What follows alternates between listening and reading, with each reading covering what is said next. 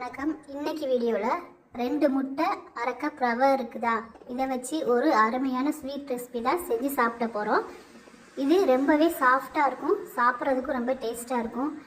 பார்க்கவே எவ்வளோ சூப்பராக இருக்குது பாருங்கள். இதே மாதிரி நீங்களும் செய்து சாப்பிட்டு பாருங்கள்.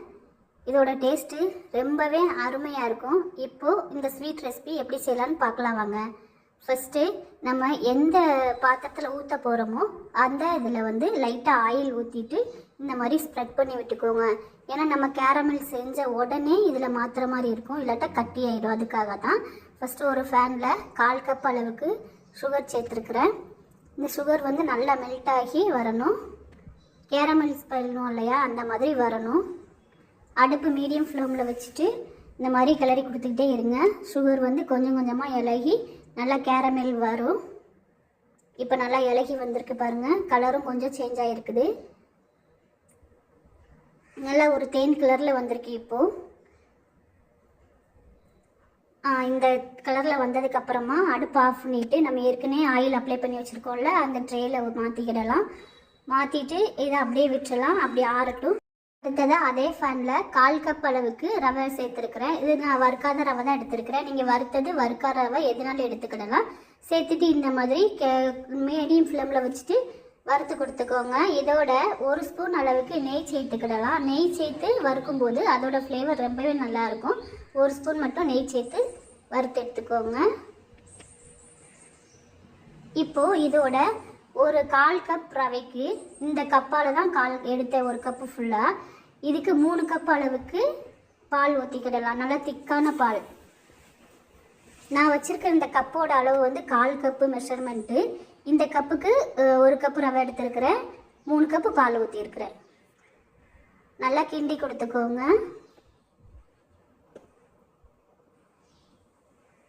இதோட அதே கப்பால் 1 கப்பு சுகர் சேர்த்துக்கிடலாம்.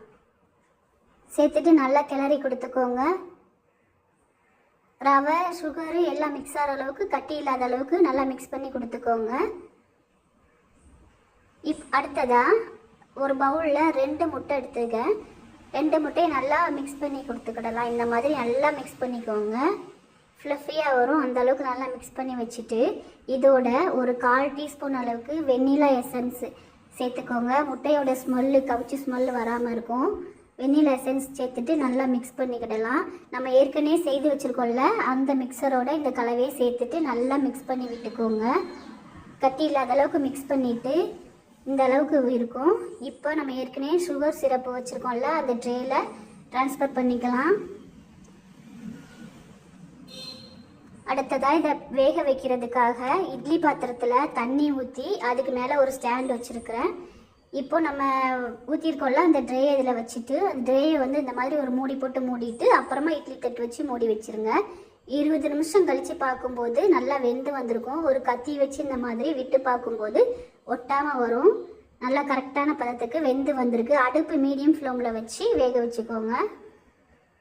இப்போ இதை வெளியில் வச்சு ஆற வச்சதுக்கப்புறமா இந்த மாதிரி இருக்கும். இதை நீங்கள் ஃப்ரிட்ஜில் வச்சும் கூட யூஸ் பண்ணிக்கலாம் ஜில்லுன்னு. நான் இதே வீடியோக்காக கொஞ்சம் ஆறினதுக்கப்புறமாவே எடுத்துட்டேன். பாருங்கள், ஆறிடுச்சு.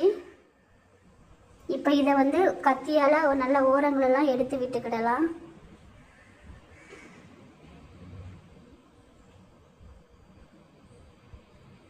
இந்த பிளேட்டில் அப்படியே மாற்றிக்கிறேன்.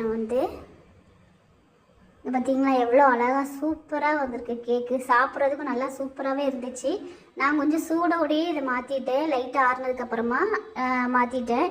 நீங்கள் ஃப்ரிட்ஜில் வச்சுருந்து நல்லா ஜில்லுன்னு ஆறுனதுக்கப்புறம் சாப்பிட்டாலும் கூட சூப்பராக இருக்கும். இப்போ பாருங்கள், கட் பண்ணி காமிக்கிறேன் எவ்வளோ சூப்பராக இறங்குதுன்னு. சாஃப்டாக இருக்குது, ரொம்ப டேஸ்ட்டும் சூப்பராக இருந்துச்சு. இதே மாதிரி இதே அளவுகளோட நீங்களும் செஞ்சு சாப்பிட்டு பார்த்துட்டு எப்படி இருக்குன்னு சொல்லுங்கள். ஆனால் இது ரொம்ப சூப்பராக இருந்தது டேஸ்ட்டு. இப்போ இதிலேருந்து ஒரு பீஸ் எடுத்து காமிக்கிறேன் பாருங்கள், எவ்வளோ ஒரு அருமையாக இருக்குதுன்னு. செய்கிறது ரொம்ப ஈஸி தான், அதிக செலவும் ஆகாது. பிள்ளைங்களுக்கு இந்த மாதிரி செஞ்சு கொடுங்க, நல்லா விரும்பி சாப்பிடுவாங்க. எவ்வளோ அழகாக இருக்குது பாருங்கள் பார்க்குறதுக்கு.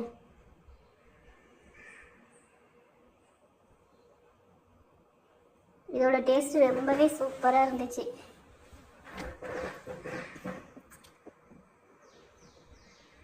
நம்ம கடைகளில் வாங்குவோம்ல அதே மாதிரியே இருக்குது. இந்த மில்க் புட்டிங் வந்து சூப்பராகவே இருக்குது. தனித்தனியாக அந்த பீஸை கட் பண்ணதை எடுத்து காமிக்கிறேன் பாருங்கள். இது ரொம்ப சாஃப்டாக இருந்தது, முட்டை சேர்த்துருக்கனால இந்த ஸ்வீட் வந்து ரொம்பவே சாஃப்டாக இருந்துச்சு பாருங்க. தனித்தனியாக எடுக்கும்போது அழகாக ஈஸியாக வந்துடும்.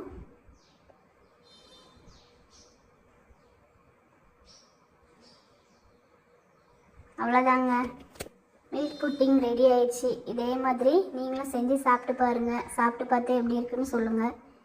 பாருங்கள் எவ்வளோ சாஃப்டாக இருக்குதுன்னு. டேஸ்ட்டு ரொம்பவே சூப்பராக இருந்துச்சு. நான் வந்து கொஞ்சம் சூடோடு எடுத்துட்டேன். நீங்கள் ஃப்ரிட்ஜில் வச்சு ஜில்லுன்னு கூட சாப்பிட்டா இன்னும் அருமையாக இருக்கும் டேஸ்ட்டு. இந்த வீடியோ உங்களுக்கு பிடிச்சிருந்தா லைக் பண்ணுங்கள், ஷேர் பண்ணுங்கள், சப்ஸ்கிரைப் பண்ணுங்கள். நன்றி.